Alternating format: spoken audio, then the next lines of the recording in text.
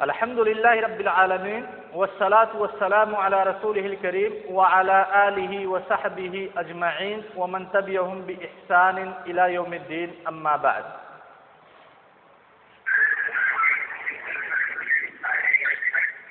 توحید ربوبیت پہ گفتگو کرنے کے بعد اور توحید ربوبیت پر دلیل تمانع پیش کرنے کے بعد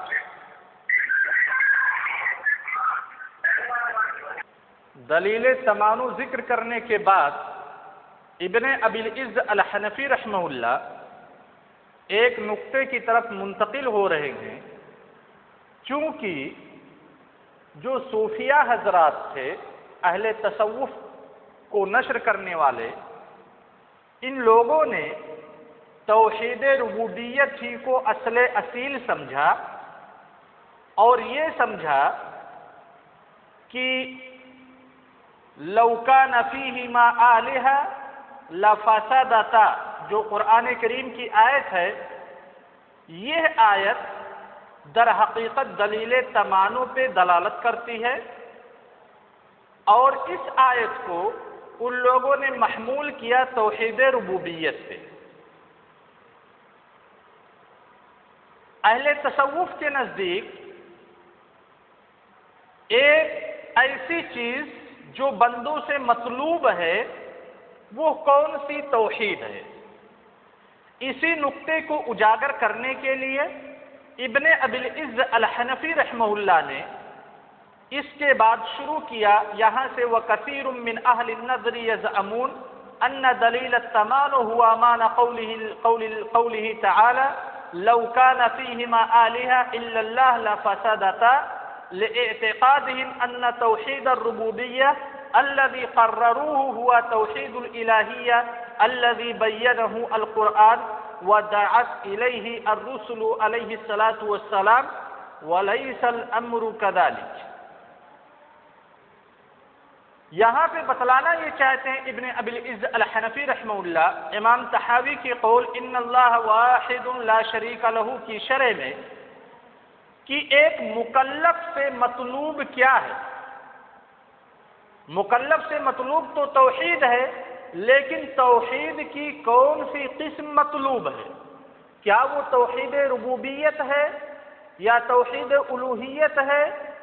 کون سی قسم مطلوب ہے، کون سی قسم اصل ہے؟ تو اس مسئلے میں داخل ہونے سے پہلے اس مسئلے کا خلاصہ پیش کر دیتا ہوں کہ بندوں سے جس توحید کا مطالبہ کیا گیا ہے اس توحید کے بارے میں دو نظریات۔ پہلا نظریہ اہل سنت والجماعت کا ہے کہ بندوں سے جس توحید کا مطالبہ کیا گیا وہ توحید الوہیہ ہے، توحید الہیہ ہے یا توحید الطلب ہے۔ یہاں تک بات سمجھ میں آ گئی؟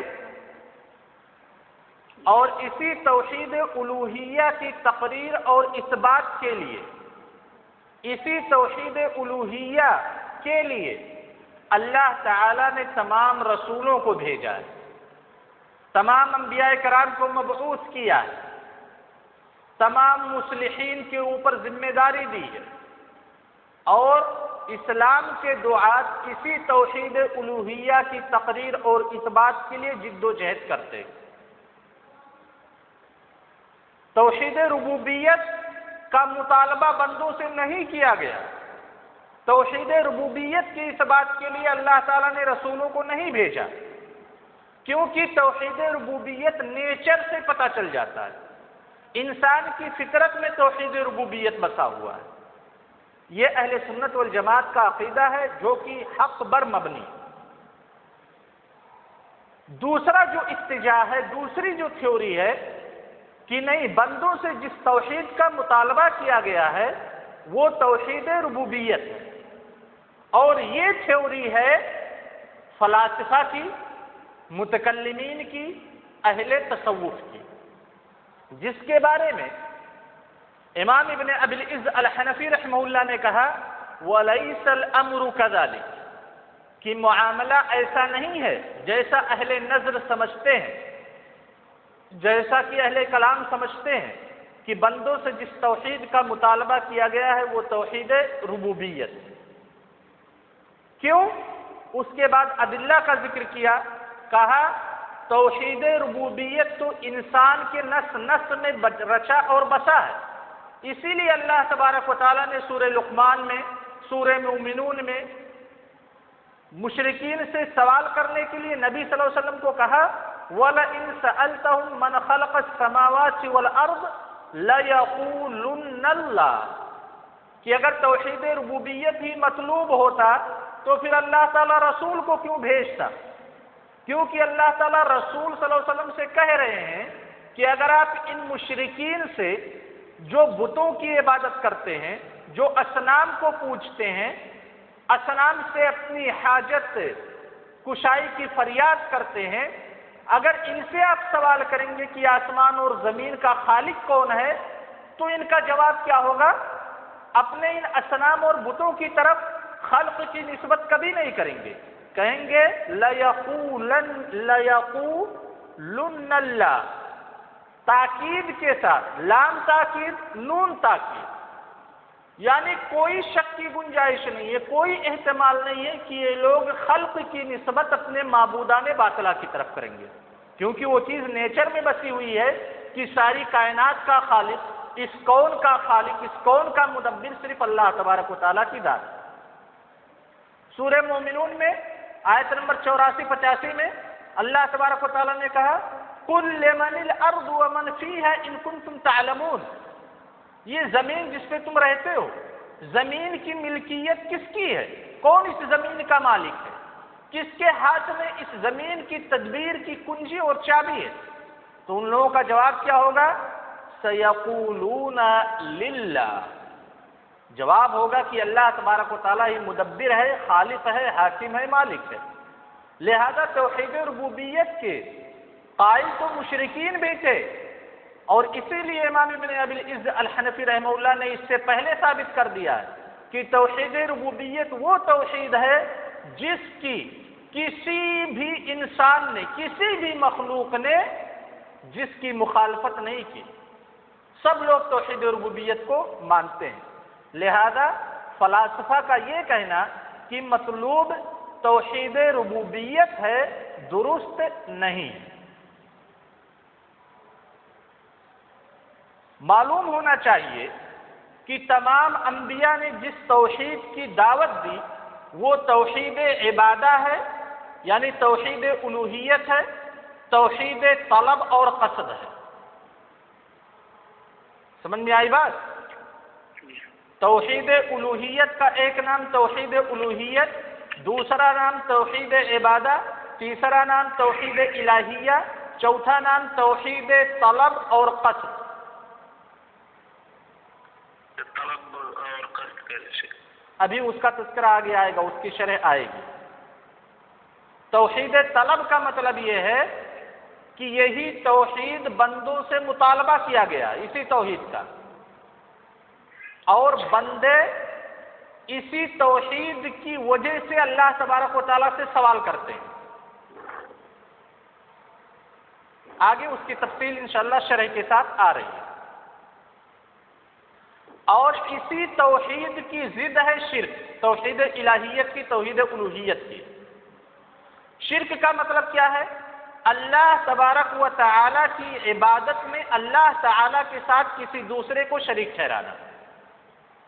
اور ہم جان چکے ہیں کہ اس سے پہلے چاہے یہ امت ہو یا اس امت سے پہلے جتنی بھی امتیں گزری ہیں، ساری کی ساری امتوں کا اتفاق ہے کہ اس عالم کا پیدا کرنے والا، اس قوم کی تخلیق کرنے والا صرف ایک ہی ذات ہے، اللہ تبارک و تعالی. اس کے باوجود، اقرار کرنے کے باوجود یہ لوگ دوسروں کی عبادت کرتے ہیں. تو شرک کہاں پہ واقع ہو رہا ہے؟ توحید ربوبیت میں واقع ہو رہا ہے کہ توحید الوہیت میں؟ توحید الوہیت.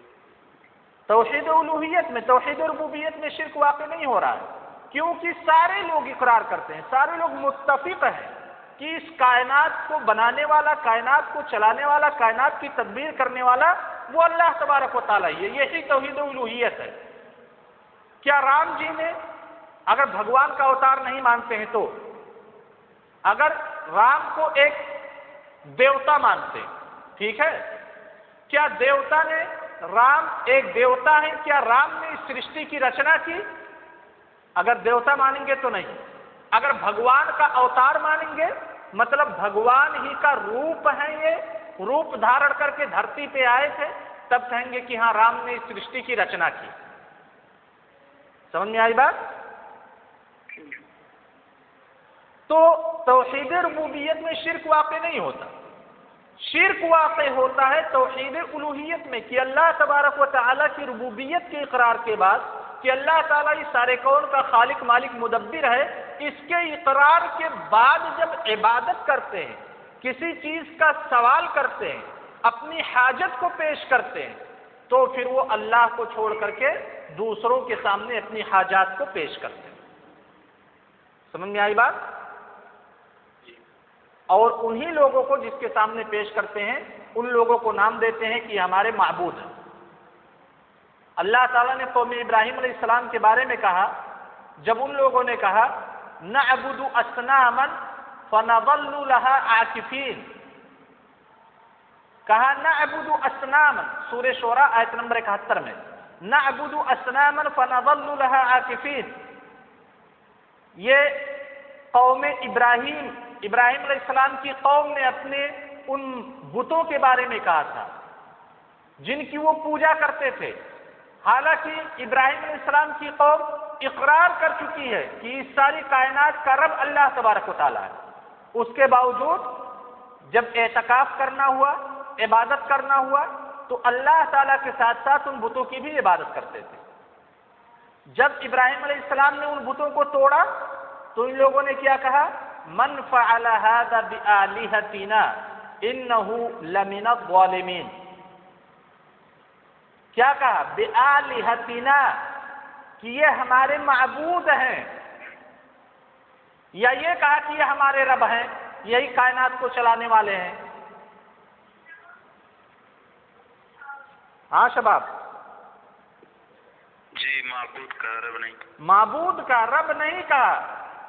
یہ نہیں کہا کہ یہی لوگ سارے لوگوں کو پیدا کرنے والے ہیں، یہی کائنات کو چلانے والے ہیں، تو کس نے ان کو توڑ دیا؟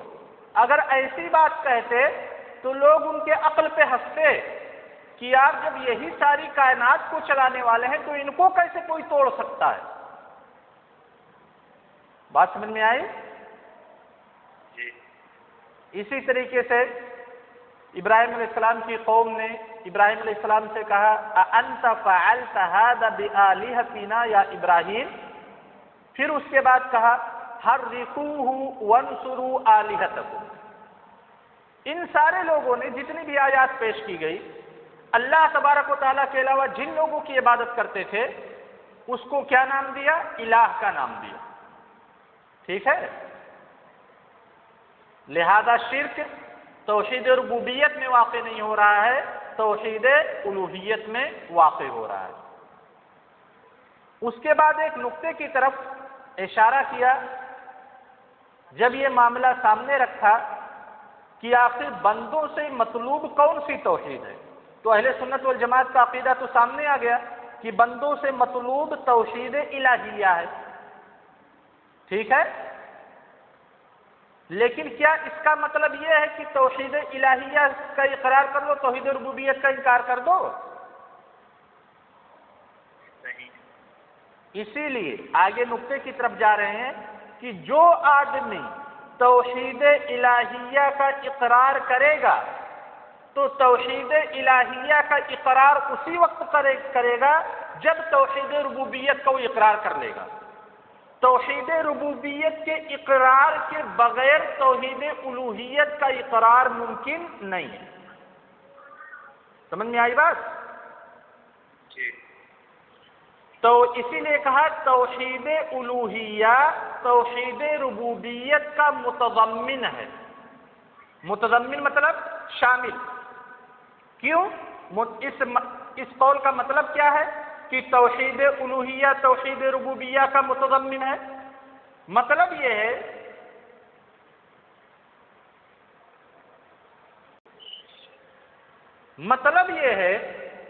کہ کوئی بھی آدمی اللہ تبارک و تعالی کی الوہیت کا اعتراف اس وقت تک نہیں کر سکتا جب تک کہ وہ یہ اعتراف نہ کر لے کہ اللہ تبارک و تعالی ہی اس پوری کائنات کا خالق اور مالک ہے۔ سمجھ میں آئی بات؟ جی اگر یہ اعتراف نہیں ہوگا کہ اللہ تعالیٰ خالق اور مالک ہے تو پھر اللہ تعالیٰ کی عبادت کاہے کرے گا بھائی؟ اللہ تعالیٰ کی عبادت کر رہا ہے، اس کے سامنے اپنی حاجات کو پیش کر رہا ہے کہ اللہ تعالیٰ مجھے امتحان میں پاس کروا دو، اللہ تعالیٰ میری شادی کروا دو، اللہ تعالیٰ مجھے اولاد سے مالا مال کر دو، مجھے مالدار بنا دو، میری پریشانی کو دور کر دو، مجھے شفا دے دو، میرے بچوں کو ہر مصیبت سے دور رکھو۔ یہ اللہ تعالیٰ کے سامنے دعائیں اور درخواست پیش کرتا ہے نا۔ اگر اس کا اعتقاد یہ ہو کہ نہیں اس کائنات کو چلانے والا اللہ تعالیٰ کے علاوہ کوئی دوسرا ہے، تو پھر وہ بیوقوف اللہ تعالیٰ سے سوال کرے گا کہ اس دوسری ذات سے سوال کرے گا جو اس کائنات کو بنایا ہے، چلا رہا ہے۔ سمجھ گئے؟ اسی لیے کہتے ہیں کہ توحید الوہیت یہ متضمن ہے توحید الہیت کو، توحید ربوبیت کو، حالانکہ الٹا نہیں ہے، یعنی توحید ربوبیہ توحید الہیہ کو متضمن نہیں ہے۔ یہ بالکل ضروری نہیں ہے کہ جو ربوبیت کا اقرار کرے وہ توحید الوہیت کا بھی اقرار کرے، اور اس کی مثالیں گزر چکی ہیں۔ مشرکین توحید ربوبیت کا اقرار کرتے تھے یا نہیں؟ تمام کے تمام لوگ توحید ربوبیت کا اقرار کرتے تھے، لیکن توحید ربوبیت کے اقرار سے لازم نہیں آیا کہ ان لوگوں نے توحید الوہیت کا اقرار کر لیا۔ جی سمجھ گئے؟ جی اب اس کے بعد ہے انواع التوحید الذی دعت الیہ الرسل، توحید کی اقسام، توحید کی وہ اقسام جن اقسام کی رسولوں نے، انبیاء کرام نے لوگوں کو دعوت دی۔ توحید کی کتنی قسمیں ہیں آفاق؟ 3 قسم۔ کون کون؟ توحید الوہیت، توحید ربوبیت، توحید اسماء و صفات۔ یہ 3 قسمیں ہم لوگ جانتے ہیں۔ ابن ابی العز الحنفی رحمہ اللہ نے توحید کی 2 قسمیں کی، کہا توحید فی الاثبات والمعرفہ ایک قسم، یعنی توحید اثبات و معرفت ایک قسم ہو گیا، اور اس کے بعد توحید فی الطلب والقصد یہ دوسری قسم۔ ٹھیک ہے؟ جی اچھا، صوفیوں کے نزدیک جو صوفی سنت ہیں، صوفیوں کے نزدیک بھی توحید کی 3 قسمیں ہیں۔ توحید کی تقسیم پہ بحث ہو رہی ہے، چھوڑ دو انشاءاللہ کل توحید کی تقسیم۔ ہاں، اتنا سمجھ لو کہ صوفیوں کے نزدیک بھی توحید کی 3 قسمیں ہیں، اور اہل سنت والجماعت کے نزدیک بھی توحید کی 3 قسمیں ہیں، گرچہ تعبیرات میں اختلاف پایا جاتا ہے، لیکن مضمون کے اعتبار سے وہ اختلاف لفظی ہے، معنوی نہیں ہے، مضمون کے اعتبار سے ایک ہے۔ اور کل انشاءاللہ بحث ہوگی کہ صوفیاء کرام کے نزدیک توحید کی کون سی قسم پائی جاتی ہے، اور اہل سنت والجماعت کے نزدیک توحید کی کون سی قسم پائی جاتی ہے۔ کوئی سوال ہے؟